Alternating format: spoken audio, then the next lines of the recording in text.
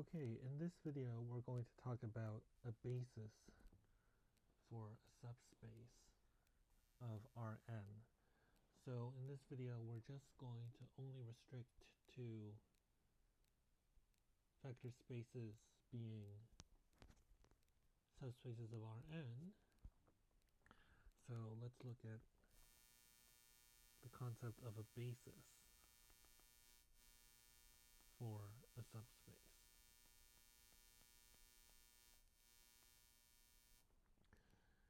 Okay, what's the definition? So let's say that you have a subspace. Let W be the subspace of Rn. So recall that a subspace of Rn is a subset of Rn consisting of vectors. Well, it has to have the zero vector, and it also has to have the two properties of closure under vector addition. That means that whenever you have two elements, whenever you have two vectors in W, when you add them, the result, the sum, also has to be in W. That's closure under vector addition. And closure under scalar multiplication means that whenever you have a vector in W, whenever you scale it, no matter what the scalar is, when you take a scalar multiple of any vector in W, the result also has to be in W. So if W is a set of vectors in Rn that satisfies both of those things, then it's called a subspace of Rn. Okay, that's just a review, so I'm assuming that you're familiar with the concept of a subspace. And what is a basis? So if you have a subspace, what is a basis for that? So here's the definition. A basis for the subspace W, basis for W, is a set of vectors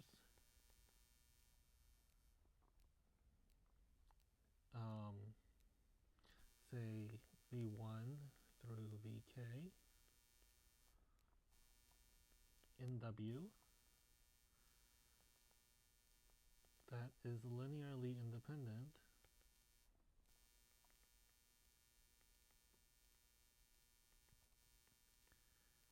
and spans W.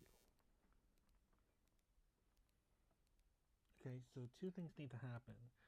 First, the set v1 through vk needs to be linearly independent, and then the second thing is it needs to span W. So let's just look at an example. Okay, let's just say that n is 2, so we have R2, and let's just say that W is R2. Remember, Rn is a subspace of Rn. So let's just look at W equals R2. So here's R2, right? Now what's an example of a basis? An easy example is to just take the standard basis vectors. You could take 1, 0, and 0, 1.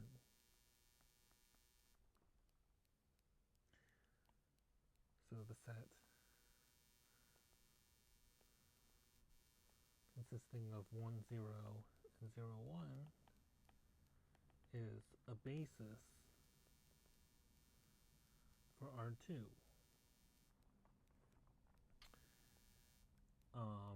Okay, they're clearly linearly independent, right? And they span R2, so therefore it's a basis. In fact, there's a general theorem that if you have n vectors that are linearly independent, then they automatically span Rn. Right? If you have n vectors in Rn that are linearly independent, then they span Rn automatically, and so you have a basis for Rn. Right, so this is called the standard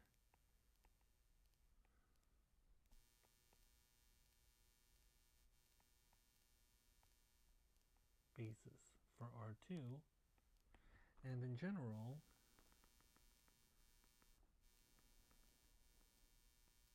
if you have Rn, the set E1 through En is a basis for Rn. And just to remind you what E1 through En are, so Ei is the vector where you have all zeros except 1 in the ith position.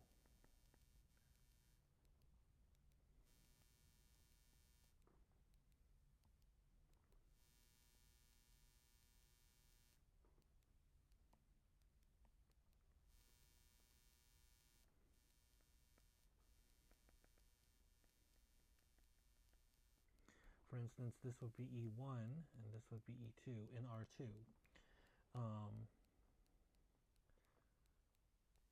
Right, so E1 would just be 1, 0, 0, 0, 0, 0, until you get a vector in Rn, and E2 is just 0, 1, and then a bunch of zeros, etc. And those vectors are linearly independent, and they span Rn. Okay, so therefore it's a basis for Rn, so that's called the standard basis.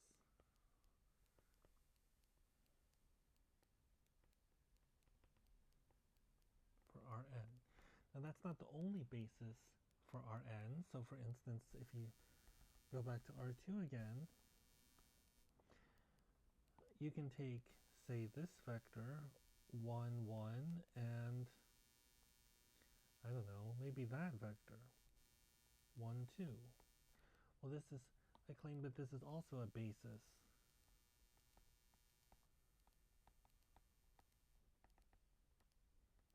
There's another basis. For R2, again, because they span R2, right? Every vector in R2 is a linear combination of these two. It's easy to see. Okay, and they're linearly independent. And again, once you know that these two vectors span R2, they automatically must be linearly independent, right? If you have n vectors in Rn and they span Rn, they must be linearly independent. Okay, so you may want to review that if you're not sure why this is the case. Okay, let's look at an example of something that is not a basis for R2. Okay. Let's say that you took this vector, 1, 1, and then you took that vector, which is, say, negative 2, negative 2. Well, this set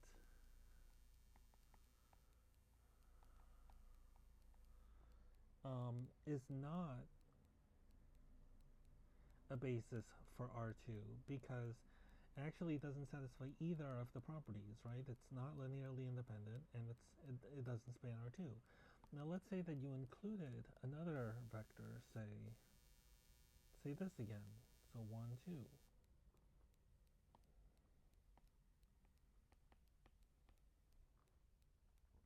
Now is this a basis for R2?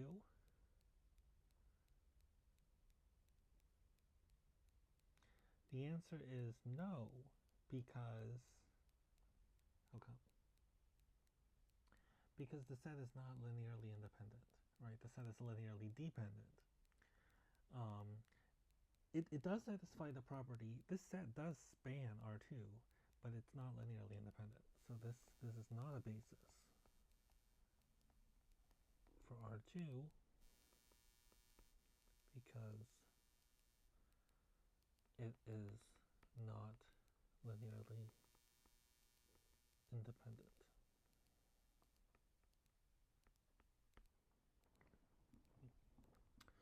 All right. And let's look at some subspaces of Rn that are not just Rn. So let's look at R3. Okay, here's R3. And here's the x-axis, the y-axis, the z-axis. And let's say that you take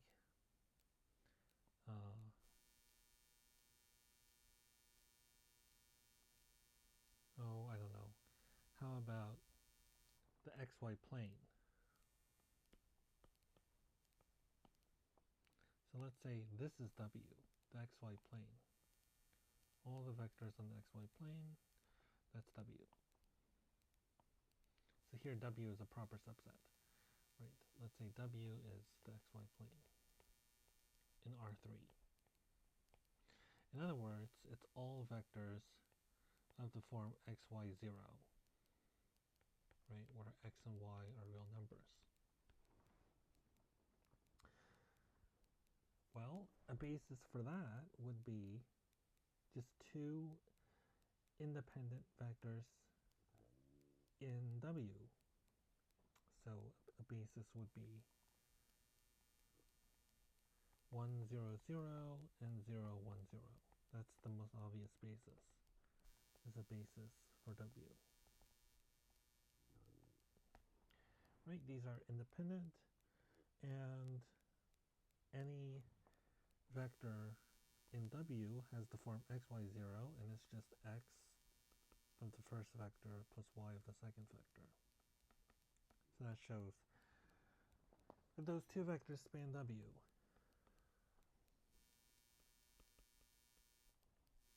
So the reason why this is a basis for W is that any vector in W is a linear combination of the two vectors.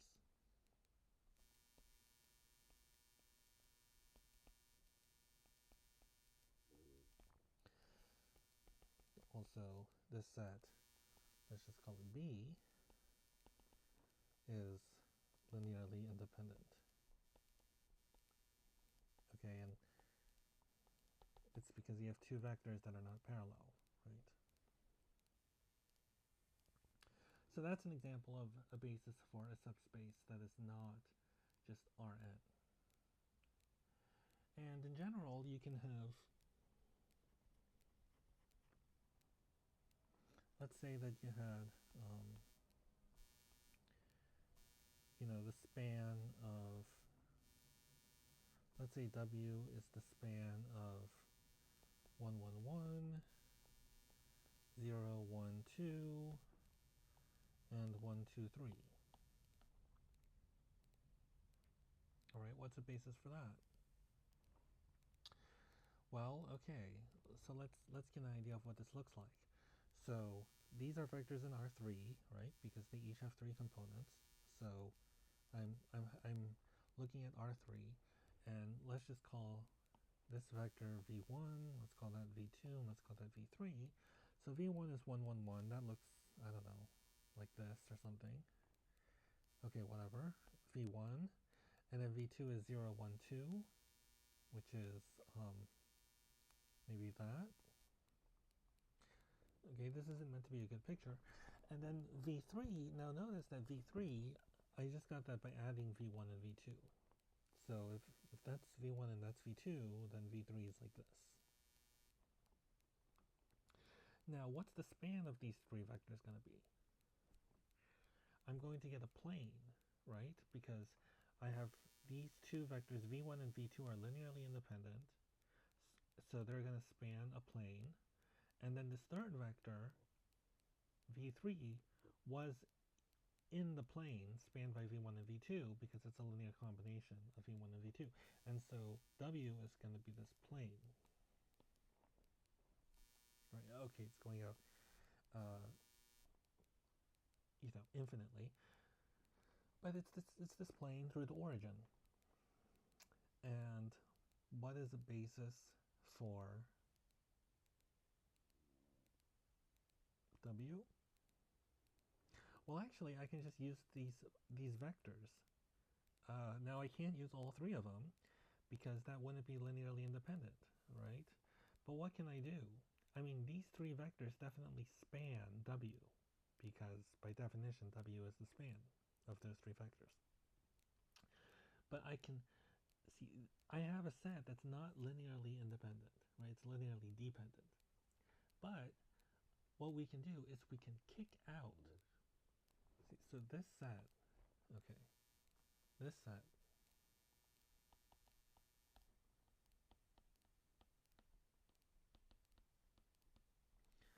spans W, but it is not linearly independent. It's linearly dependent. So what can we do? We can kick out one or more of these vectors.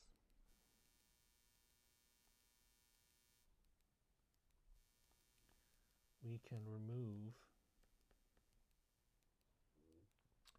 Now, which one can we remove? We can remove V3, right? Because V3 was kind of getting in the way of the linear independence. And we see that this set is a basis for W.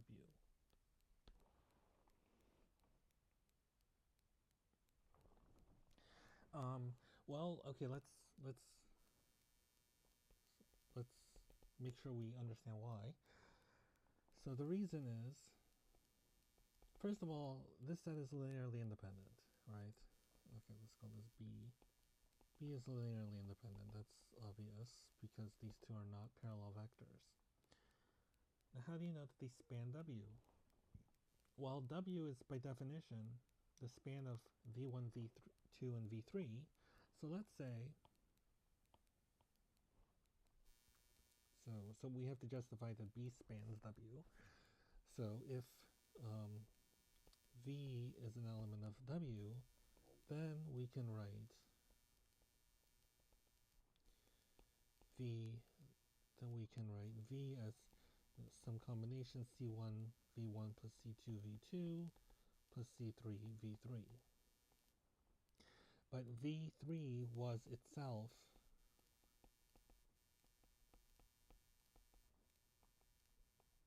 V1 plus V2. And so, and this simplifies to C1 plus C3 V1, oops, this should be a 2, plus C2 plus C3 V2. And so any vector in W is a linear combination of V1 and V2, and so therefore the set B consisting of V1, right, that's V1, that's V2, B spans W. Okay, and this is a general fact that whenever you have a set of vectors, okay, so in this case it's V1, V2, and V3, and then you span them, right, that's going to be a subspace of Rn, right? The span of any set of vectors is a subspace. Now that set, V1 through, Vk or whatever, that set is going to span W, but it might not be independent. But we can always remove vectors until we get a linearly independent set. That doesn't change the span. Okay, that's a general theorem, and there's a general procedure for how to do that. But the point of this video is to just give some examples of a basis, right? And we gave a bunch of different examples of a basis. And maybe one more thing that we should mention, I'll talk about this more in a different video, but if you look at these examples for R2, so if you look at this example for R2, this example for R2, right? These two bases, this basis and this basis, what do they have in common? They have in common the number of elements, right? They both have two elements. And that turns out to be a general theorem, that whenever you have a subspace, any two bases have the same number of elements. And if you look at this example below, notice that this had 3 elements, right? And it's a general theorem that you can't have a subspace where one basis has 2 elements and another basis has 3 elements. Any two bases have to have the same number of elements. And that number of elements is called the dimension of the subspace. So for instance, in this example, we see that R2 is 2-dimensional. And where does the 2 come from? It comes from the fact that this basis has two vectors in it. Okay, so we'll talk about that more next time.